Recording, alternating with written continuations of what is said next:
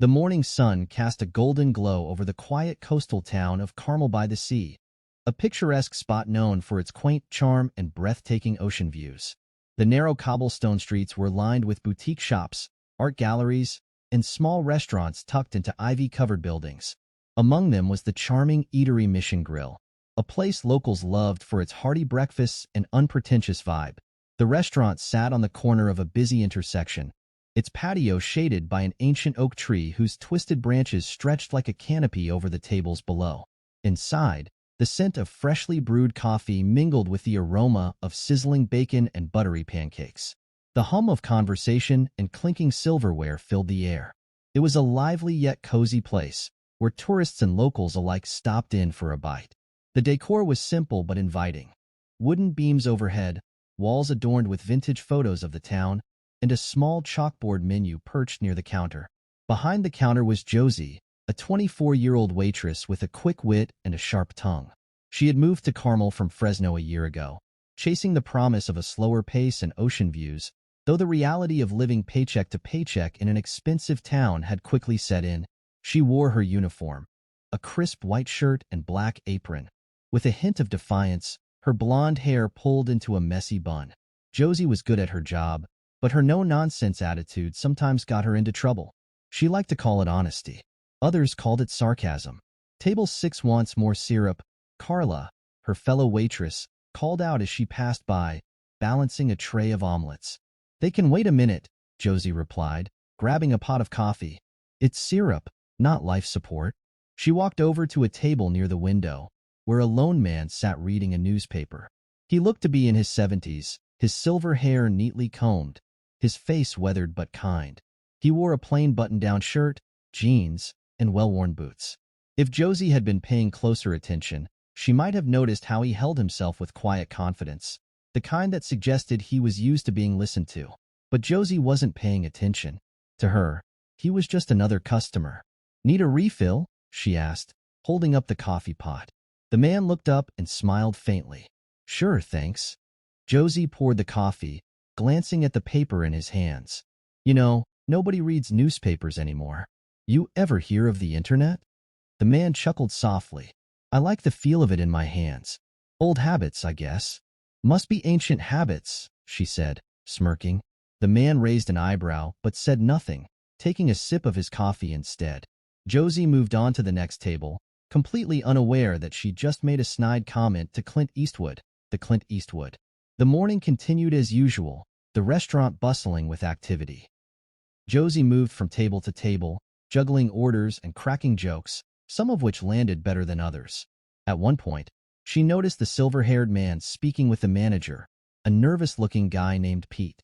They were standing near the back of the restaurant, their conversation quiet but animated. Josie watched them for a moment, then shrugged and went back to clearing plates. Later, as the breakfast rush died down, Josie found herself at the counter, sorting receipts. Carla leaned over, her voice low. "Do you know who that guy is?" she asked, nodding toward the man, who was now sitting near the patio. "Who? Silver Fox over there?" Josie said, glancing at him. "Some retiree with too much time on his hands?" Carla's eyes widened. "That's Clint Eastwood." Josie frowned. "Clint Eastwood? Like, the actor?" Carla nodded emphatically. "And director. And producer. And, oh yeah, he owns this place." Josie froze, the receipts slipping from her hands. "What?" Carla smirked. "Yup. He owns Mission Grill. Guess you didn't get the memo?" Josie's stomach dropped as she replayed their earlier exchange in her mind. The sarcastic remark about newspapers. The dismissive tone. She swallowed hard, glancing back at Eastwood, who was now standing up and heading toward the door. Her cheeks burned with embarrassment. Before she could decide whether to apologize or hide in the kitchen, Eastwood paused by the counter. He looked at Josie, his expression calm but unreadable. "Thanks for the coffee," he said simply. Then, with a slight nod, he walked out the door, leaving Josie standing there, speechless. As the door swung shut behind him, Carla let out a low whistle. "Well, you've got guts. I'll give you that." Josie groaned, burying her face in her hands. "Kill me now." But deep down, a small part of her couldn't help but wonder. Had she just blown her shot? Or had she somehow made an impression? The following morning, Josie arrived at Mission Grill with a nagging sense of dread. She hadn't slept much, replaying her encounter with Clint Eastwood over and over in her mind. What had she been thinking? It wasn't every day you insulted one of the most iconic figures in Hollywood, let alone the man who signed your paycheck. As she tied her apron and adjusted her bun in the small employee locker room, Carla appeared in the doorway, grinning. Ready to meet your fate? Carla teased, leaning against the doorframe. Not helping Carla, Josie muttered, tightening her apron strings. Carla shrugged. Look, if he wanted to fire you, he'd have done it yesterday. Maybe he liked your spunk. Yeah, sure, Josie said, because nothing screams professionalism like insulting your boss. Carla gave her a playful nudge. Just be yourself, Josie. Well, maybe tone it down a notch. Josie forced a smile, though her stomach churned. As she stepped out onto the floor, the restaurant was already filling up. She scanned the room for any sign of Eastwood, but saw only the usual mix of locals and tourists. For now, at least, she could breathe. By mid-morning, the tension had dulled, replaced by the familiar rhythm of the breakfast rush. Josie found herself slipping into her usual flow, greeting customers and balancing trays with practiced ease. But just as she started to relax, Pete, the manager, approached her with an uneasy expression. Josie, he said, rubbing the back of his neck, can I see you in my office for a minute? Her heart sank. Am I in trouble? Pete hesitated. Let's just talk. Josie followed him to the cramped office in the back of the restaurant, her pulse quickening with every step. The room smelled faintly of printer ink and coffee grounds, and the walls were lined with framed photos of the restaurant's early days. Among them was one of Clint Eastwood, standing proudly in front of the building. Josie avoided looking at it. Pete gestured for her to sit. So, about yesterday. I know, Josie blurted, sitting down. I shouldn't have been rude to him. I didn't realize who he was, and I was just trying to be funny. It was stupid, and I'm sorry. Pete raised his hands, cutting her off. Relax. You're not in trouble. Clint thought it was funny. Josie blinked. He did. Yeah, Pete said with a chuckle. He's dealt with worse. Said you've got a sharp tongue, but you're quick on your feet. He likes that. Josie exhaled, relief washing over her. Okay, so, I'm not fired? No, Pete said, leaning back in his chair. But there's something else. He wants you to help out with a private dinner he's hosting here next week. Josie stared at him, her stomach tightening again. Wait, what? Why me? He asked for you specifically, Pete said. Said he liked your no-nonsense attitude. He smirked. Guess you made an impression. Josie wasn't sure whether to feel flattered or terrified. And if I say no? Pete shrugged. Then you say no. But let me put it this way. When Clint Eastwood asks for a favor, most people don't turn him down. Josie nodded slowly, her mind racing. Okay, I'll do it. Good, Pete said, standing up. I'll get you the details later. Just try not to insult him again, yeah? Josie laughed nervously. I'll do my best. As she returned to the floor, her nerves were on edge. She'd agreed without even knowing what the dinner was for or who would be attending. And why had Clint Eastwood specifically asked for her? The whole situation felt surreal, and she couldn't shake the feeling that she was being tested somehow. The week passed in a blur of preparation. Josie threw herself into her work, determined to prove herself. But as the day of the dinner approached, her anxiety grew. She confided in Carla during a quiet moment before closing one evening. What if I mess this up? Josie asked, wiping down a table. What if I spill wine on someone or say something stupid again? Carla rolled her eyes. You'll be fine. Just smile, be polite, and don't overthink it. You're good at your job, Josie. That's why he picked you. But why me? Josie pressed. Out of everyone here, why me? Carla shrugged. Maybe he sees something in you that you don't see in yourself. The words stuck with Josie as she went home that night, though they didn't ease her nerves. By the time the night of the dinner arrived, she felt like a bundle of exposed wires, ready to short-circuit at any moment. The restaurant had been transformed for the occasion. The dining area was closed to the public, the tables draped in white linen and adorned with elegant floral centerpieces. Soft candlelight flickered, casting a warm glow over the room. Josie had never seen Mission Grill look so sophisticated. As the guests began to arrive, Josie's heart pounded. They were an eclectic mix of people, some dressed casually, others in tailored suits and designer dresses. She recognized a few faces from movies and TV but didn't dare stare. Among them was Clint Eastwood, who greeted each guest with a firm handshake and a friendly smile. When he spotted Josie, he nodded in her direction. "You ready for this?" he asked, his voice low but steady. "As ready as I'll ever be," she replied, managing a nervous smile. "Good," he said. "Just be yourself." The dinner began smoothly, with Josie and a few other staff members serving drinks and appetizers. She moved carefully, her hands steady and her smile practiced. But as the evening wore on, the atmosphere shifted. Conversations grew louder, the laughter sharper.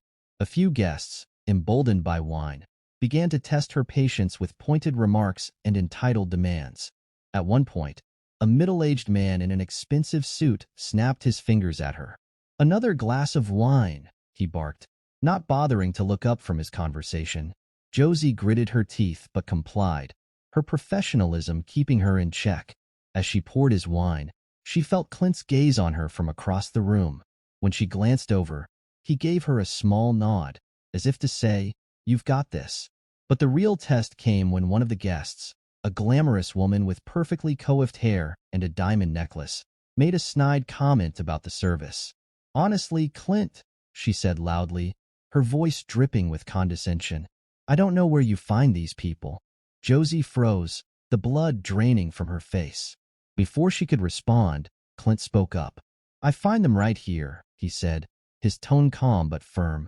"And I'd appreciate it if you treated them with the same respect they show you." The room fell silent, all eyes on Clint. The woman flushed, muttering an apology before retreating into her chair. Josie felt a surge of gratitude and admiration for him, her earlier fears melting away. As the night came to a close, Clint approached Josie near the bar. "You did good tonight," he said, his eyes crinkling at the corners. "Thanks," she said, her voice steady for the first time all evening. "And thanks for sticking up for me." He smiled faintly. "You remind me of someone I used to know. Someone who didn't take crap from anyone." Josie raised an eyebrow. "Was she a waitress too?" "No," Clint said, his smile widening. "She ran the whole show." For the first time, Josie felt a glimmer of confidence, as if she belonged in this room after all.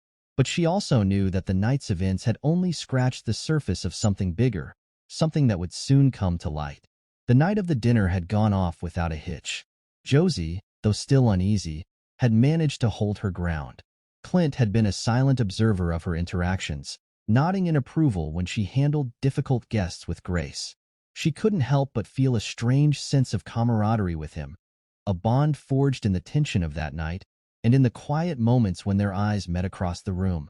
As the guests finished their meals and moved toward the lounge area for drinks, Josie felt herself start to relax.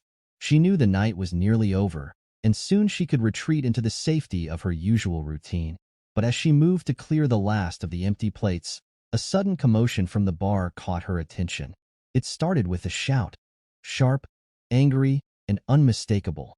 Josie turned her head just in time to see the man in the expensive suit from earlier, the one who had snapped his fingers at her, standing up from his seat and pointing an accusing finger at Clint Eastwood. "You!" the man yelled, his voice trembling with fury. "This is ridiculous. I came here to have a nice dinner, and instead, I get treated like crap by your staff." The room fell into an eerie silence as everyone turned to watch. The woman with the diamond necklace from earlier looked flustered, while the other guests exchanged uneasy glances. Josie's stomach churned as she watched the scene unfold. It was clear now that this wasn't just an outburst. It was personal. Clint Eastwood, unfazed, remained seated at the bar, his eyes narrowing slightly. The calmness in his demeanor only seemed to provoke the man further. "You don't get to treat people like this," the man continued, his voice rising. "You may be some Hollywood legend, but I'm not afraid of you. I demand an apology. Now." Josie felt a cold shiver run down her spine. She could see Clint's jaw tighten, the muscles in his face hardening as he slowly stood up from his stool. The man took a step forward, perhaps emboldened by alcohol or his own arrogance, and pointed his finger directly at Clint's chest. "You think you're better than me? Just because you've made a few movies? I've worked my whole life to build something, and you?" Before the man could finish his sentence, Clint's hand shot out, grasping his wrist with startling speed. The grip was firm but controlled, steady, like a man used to handling himself in tense situations. "Don't make the mistake of thinking you can talk to me like that," Clint said, his voice low but carrying an unmistakable authority. "You've lost the right to demand anything from me." The room was frozen, everyone watching in stunned silence. Josie stood rooted to the spot, her heart pounding in her chest. She had never seen Clint Eastwood like this, so direct, so unflinching. He had always been the kind of person who commanded respect without asking for it. But now, he seemed almost untouchable. The man jerked his arm, trying to break free, but Clint didn't release him. Instead, Clint leaned in slightly, his voice barely a whisper, but filled with an undeniable intensity. "You should have kept your mouth shut," he said. And then, without warning, Clint released the man's wrist, sending him stumbling backward. The man's face turned red with anger and humiliation. He sputtered, looking around for support, but no one moved. The other guests watched with a mixture of fear and fascination, unsure whether they should intervene or simply let things play out. Clint turned his back on the man and walked toward Josie, his movements slow but deliberate. For a moment, their eyes met, something unspoken passing between them. Josie's heart skipped a beat, and she wondered what he was thinking. Was he angry? Disappointed? Or was this just another day in the life of Clint Eastwood, the man who had seen it all? "I'm sorry you had to witness that," Clint said, his voice softer now as he reached her. He glanced over at the man, who was still fuming but too embarrassed to take another step. Some people just don't know when to back off. Josie's mind was spinning, but she managed to nod, trying to keep her composure. "It's fine. I didn't." Clint held up a hand, cutting her off. "No, you don't have to pretend. That guy was out of line. And I've had enough of people like him trying to make something out of nothing." The tension in the room hadn't dissipated, but there was a shift in the air. Josie felt it too. The power dynamics had changed in an instant, and Clint had made sure everyone knew who was in charge. The man in the suit, still fuming, looked like he wanted to say something, but his voice failed him. He shot Clint one last furious glance and stormed toward the door, muttering under his breath. For a long moment, there was silence. The rest of the guests stood in stunned disbelief, unsure of how to respond. Some exchanged looks, while others shifted uncomfortably in their seats. The atmosphere was heavy, thick with the tension of what had just occurred. Clint turned back to Josie, his expression softening. "You okay?" Josie blinked, still processing the rapid shift in the evening's events. She nodded slowly. "Yeah, I'm fine." "Good," Clint said, taking a step back. "That was just one of those things. But I appreciate how you handled it. You didn't flinch." Josie swallowed, trying to find her voice. "It's not like I had a choice. I wasn't going to let him ruin the night for everyone else." Clint gave her a small smile. "That's the spirit." He paused, then added, "You're tougher than you give yourself credit for, Josie. Don't forget that." As the last of the guests filtered out of the restaurant, Josie found herself standing in the middle of the room, still shaken by what had happened. The rush of adrenaline had left her drained, her body buzzing with the aftereffects of the confrontation. But there was also a strange sense of clarity. The evening had been a turning point, not just for the man in the suit, but for her as well. She had witnessed something raw, something unapologetically real. Clint Eastwood, the man everyone feared and revered, had shown her a side of himself she hadn't expected, a side that was both ruthless and protective, a side that made her feel seen. Josie stood by the bar for a few moments, collecting herself. The finality of the evening had settled over her, but a new kind of resolve was starting to build within her. She wasn't just a waitress anymore. Not in Clint's eyes, at least. Tonight, she had been tested, and she had passed. But as she looked toward the door, watching the last few guests leave, she couldn't shake the feeling that this moment, this confrontation, was just the beginning of something far bigger. Something that would change everything. The next few days felt like a strange blur for Josie. The initial shock of the confrontation had worn off, but its lingering effects still weighed heavily on her. The restaurant returned to its usual routine, and life moved on for the most part. But Josie couldn't shake the feeling that everything had changed. The incident with the man in the suit, the way Clint Eastwood had intervened. Those moments seemed to hover around her, affecting everything she did. At work, the staff treated her with a newfound respect, though no one mentioned the confrontation directly. It was as if an unspoken understanding had settled between them. Pete, who usually hovered over everything like a hawk, seemed quieter than usual, almost as if he were waiting for something else to happen. Josie caught him looking at her more than once, his expression unreadable. She didn't know if he was concerned for her or worried about what the fallout from that night might mean for the restaurant. One afternoon, after a long shift, Josie found herself sitting at the small cafe table outside the restaurant, nursing a coffee that had long since gone cold.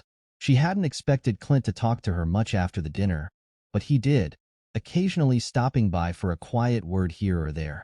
He'd made it clear that he appreciated her handling of the situation, but that was about it. The other staff, too, seemed to treat her differently. Some of the older waiters would give her a knowing look, while Carla, ever the optimist, would flash her a reassuring smile. But Josie knew better than to think it would all just blow over. The incident had reverberated throughout the community. By the next morning, whispers had already begun to spread, and the next week was filled with murmurs at the bar, the kind of idle chatter that made Josie uncomfortable. There were no formal complaints or scandalous headlines, but the tension was palpable. It was the kind of thing people would talk about when they thought you weren't listening. Josie's unease only deepened when a local reporter, someone she vaguely recognized from seeing him around town, approached her one afternoon while she was walking back to the restaurant after a break. His presence startled her, and he wasted no time in getting to the point. "Josie, right?" he asked, his tone casual, but there was a glint in his eyes that made her wary. She nodded. "Yeah. Who are you?" "Chris Monroe," he said, extending a hand. "I write for the Pinehurst Review. I was wondering if you had a moment to talk about what happened the other night at the restaurant." Josie's stomach churned. She knew exactly what he was referring to. "I don't think there's anything to talk about," she said, trying to keep her voice steady. Monroe didn't seem deterred. "I know a lot of people who were there that night," he said. "And let's just say, it's been the talk of the town. People have been asking questions." Josie felt her throat tighten. "I'm not sure what you're looking for, but I don't think there's anything I can say that'll make any difference." He smiled, but there was an edge to it. "I'm not asking for anything salacious. Just a statement, maybe. People are curious. You've become part of this story. The way Clint Eastwood handled the situation, the way you reacted. It's rare for someone like you to be caught up in something like that, don't you think?" Josie bristled, feeling defensive. "I didn't do anything wrong. I was just doing my job." "Of course," Monroe said, nodding sympathetically. "But things don't always look that simple from the outside. You've seen how the media works." Josie didn't answer, but her mind was racing. She had no idea if the reporter was just fishing for a story, or if he genuinely had a lead. Either way, she wasn't about to be part of whatever narrative he was trying to sell. "No comment," Josie said, standing up abruptly. "If you'll excuse me." Monroe didn't press her, but as she walked away, Josie could feel his eyes on her. The weight of the encounter lingered, settling heavily in her chest. She'd known this moment would come, but that didn't make it any easier to handle. She was just a waitress in a small-town diner. Yet now she was part of a story that felt completely out of her control. Later that evening, Clint approached her while she was wiping down a table. He didn't seem bothered, but there was something different in his eyes, a recognition of the change in the air. "You okay?" he asked, his voice low. Josie hesitated for a moment before answering. "I'm fine. Just a little tired, I guess. But nothing to worry about." Clint studied her for a moment, as though weighing her words. "Look, if anyone's giving you trouble because of what happened, don't let them. People like that," he said with a slight nod toward the bar, where a couple of patrons were whispering, "they thrive on gossip. Don't give them the satisfaction." Josie nodded slowly, but the doubt in her mind lingered. "I'm not worried about the gossip," she said quietly. "It's just, everything feels different now, like the whole town's watching." Clint raised an eyebrow, almost amused. Maybe they are. But don't let that stop you from doing your job. You handled yourself well. You're tougher than you think. Josie forced a smile. Thanks. I just didn't expect it to turn into something like this. Clint gave a soft chuckle. Nothing ever does. Trust me. People love a story, and they'll twist it however they want. But the truth is, you didn't do anything wrong. And neither did I. His words offered little comfort. Josie knew the truth in her bones, but the more she thought about it, the more it felt like she was being pulled into something much bigger than herself. Something she had no control over. That night, as she went home to her small apartment, she felt a growing unease settle in her stomach. The fallout from the dinner confrontation was just beginning to hit her. The whispers would only get louder, and the scrutiny would follow her wherever she went. The reporter, the staff, even the customers. All of them were part of the shifting dynamic that had started to chip away at the sense of security she had once taken for granted. By the end of the week, Josie found herself facing the inevitable. Pete had called her into his office for a talk. He was polite, professional, but there was a note of discomfort in his voice that betrayed his unease.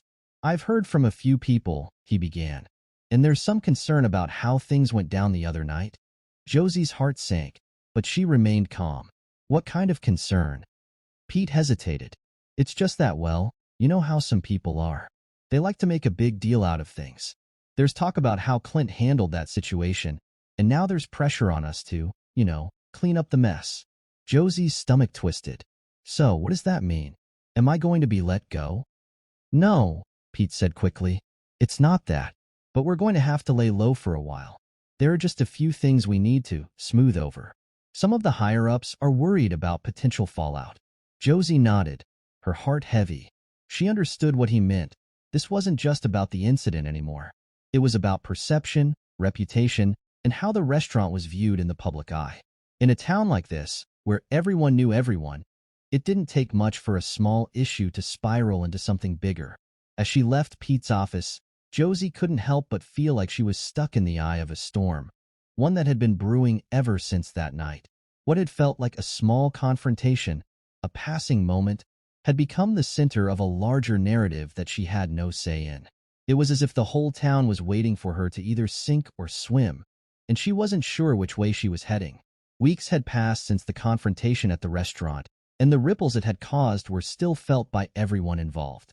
Josie's life had continued, but with a quiet weight she couldn't shake off. The initial shock had subsided, but something had shifted, something unspoken. The quiet, almost invisible thread of tension ran through every interaction, every glance, every whispered conversation. It wasn't just the town gossip anymore. It was a sense of being marked, of being tied to something larger than herself, a moment that would echo far beyond that one night. Pete had kept his word about the situation, at least for Josie. She still had her job, but the atmosphere around the restaurant had changed. There were subtle shifts in the way the staff treated her. Some avoided eye contact. Others spoke in hushed tones, as though her very presence was a reminder of the fire that had once burned so brightly.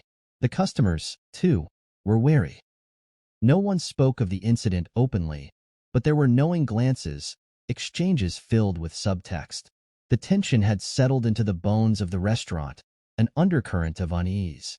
Clint, for his part, had largely stayed quiet in the aftermath. Josie saw him occasionally, often deep in conversation with the other regulars at the bar, always with the same distant look in his eyes, as though he were somewhere else entirely. He didn't bring up the altercation again, and neither did Josie. The unspoken understanding between them hung heavy in the air, but neither of them acknowledged it. It wasn't until a few weeks later, when she found herself in the quiet of the restaurant late one evening, cleaning the tables after the last guest had left, that she saw him again. Clint had come in, his coat heavy with the late-night chill. He ordered a drink at the bar, and Josie couldn't help but notice the way the room seemed to draw back just a little as he entered, like the very air was hesitant to settle around him. She approached him hesitantly, wiping down a nearby counter, keeping a respectful distance. "Everything okay?" she asked quietly, her voice carrying only the slightest tremor. Clint glanced over at her, his expression unreadable at first. Then, slowly, he nodded. "Yeah, I've been thinking about things," he said. He didn't seem to be talking just to her, but more to himself. Sometimes it's easy to forget how quickly everything can change. One minute, it's just a quiet night, and the next, people start talking about you like you're some kind of symbol. You know? Josie nodded, understanding exactly what he meant. People love to talk. They don't always see the bigger picture. They just want something to gossip about. Clint took a sip from his glass, his gaze focused on the distant streetlights through the window. It's funny, though. You don't realize how much power people have until they start deciding who you are for you. There was a heaviness in his words, something she hadn't heard from him before. Josie didn't know how to respond, but she felt the truth of it settle around her like a cloak. It wasn't just Clint who had become part of the narrative, it was everyone involved, the restaurant, the staff, and Josie herself. They were all part of a story now, one that had spiraled beyond anyone's control. I didn't ask for it, Josie said softly, her voice barely above a whisper. I know, Clint replied, his tone more gentle than she expected. None of us do. But sometimes you don't get to choose the roles you're cast in. The only thing you can control is how you play your part. For a long moment, neither of them said anything more. The restaurant was quiet, the hum of the refrigerators and the distant sound of traffic the only noise filling the space. Josie could feel the weight of what he was saying, the way his words seemed to hover in the air, settling in her chest. She had never really considered how much of her life had been shaped by what other people expected of her. She had always thought of herself as an observer, someone who simply floated through life, doing what was expected, following the rules, staying in the background. But now, her role had changed. Whether she liked it or not, she had become part of a larger narrative, one that had shifted in ways she couldn't control. The quiet stretched on, and finally, Clint set his empty glass down and turned toward her. Listen, Josie, he said, his voice more direct now. I know this hasn't been easy, but I want you to know something. You did the right thing that night. You didn't flinch. You kept your head when everyone else was waiting for you to break. That means something. Josie's heart skipped a beat. She hadn't realized how much she needed to hear those words until they were spoken. She nodded, not trusting herself to speak, suddenly overwhelmed by the gravity of the moment. Clint's eyes softened slightly, as if seeing her for the first time. Don't let anyone make you feel small. They're the ones who don't understand. You're stronger than they know.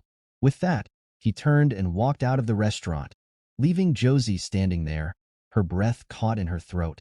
She didn't know if she was supposed to say something, or if he had said everything he needed to. But in that moment, she realized something fundamental, that despite everything that had happened, despite the whispers and the judgment, she had come through it.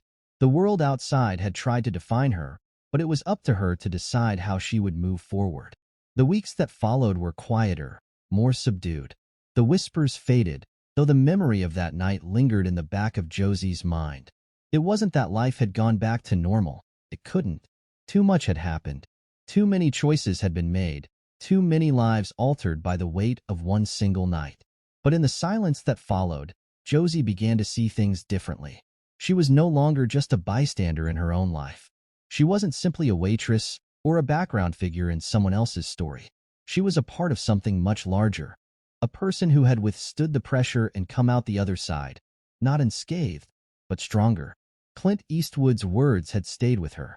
She wasn't the same person who had walked into that restaurant months ago, and she realized that, in the grand scheme of things, that was the most powerful thing she could be, someone who chose how to define herself, no matter how the world tried to define her. The story of that night, the one that had shaken the small town and altered so many lives, faded into the background, a whispered legend, a tale of power and vulnerability, strength and fear. But for Josie, the story was no longer about what had happened or who had said what.